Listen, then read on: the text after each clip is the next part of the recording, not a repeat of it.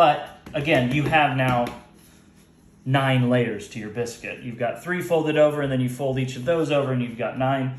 If you do it one more time, you're gonna get even a little bit more of a luxurious kind of flake to the biscuit itself. So you can see I've got a pretty decent rectangle forming here this time. I'm gonna give this one more fold, just as before, just like that. Now, once you're at this point, what you wanna do is roll it out to something like about a 1/2 inch thick, because you want your biscuits to be decently thick. Nobody wants short biscuits, those aren't fun. So you get a nice fluffy, thick biscuit. That's where it's at. This recipe itself should make about 6 biscuits, the size that I'm making. You could make them a little bit smaller and probably get more out of it. But I think that this cutter that I'm using is a 3-inch round stainless steel cutter. So that will make me about a 1/2 with the dough that I've got here. So that's about as thick as I want it to be. I'm gonna fold it over one more time here, or flip it over, excuse me. Give it a little bit more flour. And then I'm going to use my cutter and cut this out. When you put this cutter into your dough, you're gonna be tempted to twist it.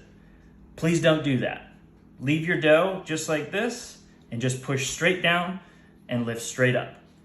It doesn't matter. If it stays in there, that's totally fine. We're gonna take these scraps and maybe get another biscuit out of it anyways, but you don't wanna twist while you're cutting. If you do that, you're going to seal off the edges of your biscuit, and that's not going to allow it to rise. And again, the most important thing with this, light, airy, fluffy, risen biscuits. If you twist while you do that, you're sealing off the outside of your biscuit and you're giving it tension to fight against, and it's not gonna rise. So again, you just take it, push it down, pull it up. Push it down, pull it up. Hey, that one came out, that's kind of fun. Push it down, pull it up, push it down, pull it up. So I've got 6 pretty good looking biscuits here. With this remaining dough, you could work this into maybe another biscuit or 2, so I'm gonna do that, but before I do, I wanna show you in here, because we folded the biscuit so many times, you see how many layers are in there? All that's gonna do is allow it to puff and puff and puff. So when these come out of the oven, they should be about doubled in size. 2 more things to note. When this goes into the oven, it goes into a 450-degree oven on a sheet with parchment paper, which is what I have. You could also use a cast iron skillet. Again, no fat, no butter, no nothing in the pan, just a dry pan. Put these in there, you're good to go. 450-degree oven, you want it to be nice and hot. You're gonna bake these for about 10 to 15 minutes, give or take. Once they're starting to get golden brown on top, and you've got a nice golden brown crisp on the bottom, they're done. They're totally cooked. And again, the last thing, I know I've mentioned a couple times, the butter has to be really, really cold. It's super important because as this goes into the oven, the leavening agent is gonna do its thing. Those layers that we put into it will help it rise, but truly the most important thing is that cold butter. As it starts to melt, that beautiful fat will go into your biscuit and give you that great buttery flavor, but all of the liquid and the water that comes out as the butter melts turns to steam, and that steam will create these little air pockets that will only help your biscuit rise. So again, I'm going to put these in the oven at 450 for 10 to 15 minutes, and when they come out, we're gonna have beautiful homemade biscuits. Our biscuits are now fresh out of the oven. I mean, like 30 seconds out of the oven.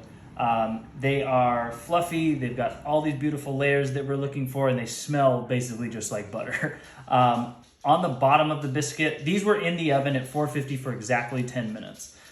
Nice way to tell if they're done, you look at the bottom, you've got a perfect kind of golden brown crust that's a little bit chewy. It's got a little bit of a crisp to it, and that's it. But you can see these are kind of tightly put together. Biscuits love being cozy when they're in the oven, so you don't have to worry about spacing them out like you would maybe a chocolate chip cookie or something like that. They can be right next to each other. For me, the best way to eat a biscuit is usually just like this, maybe out of the oven, a little bit of butter, strawberry jam, call it a day. You can put sausage and egg on it for a biscuit sandwich. You could put a piece of fried chicken on there, whatever you want. Again, sky's the limit. If you're looking to flavor your biscuit in any kind of way, A popular option is jalapeno and cheddar. You would add your jalapeno, your cheddar, anything like that, chopped up nice and small. You would put that in with your dry ingredients before the butter goes in. That way you get a nice even distribution, and because those little pieces are coated with flour, they'll be able to suspend within the biscuit rather than have it all fall to the bottom, which would be a bummer. So that's it. That's homemade biscuits. If you wanted to make these vegan, technically I suppose you could. A few notes for my vegan friends out there. Use a vegan butter substitute, but because you're using that and not butter, it's not going to melt the exact same way. So you would want to add more baking powder, just a little, maybe another half a tablespoon to ensure that you're getting the right rise out of it. And then you could use an almond or any kind of an alternative milk. Gluten-free, I'm sorry, just maybe you don't want to eat a biscuit. I don't have a workaround for a gluten-free biscuit, but if that changes, I'll let you know. So that is it. That's a homemade biscuit. The whole process, start to finish, probably takes about 45 minutes, maybe an hour with a little bit of wait time and time in the oven. But that's it. From there, you've got beautiful homemade biscuits, and eat them in good health.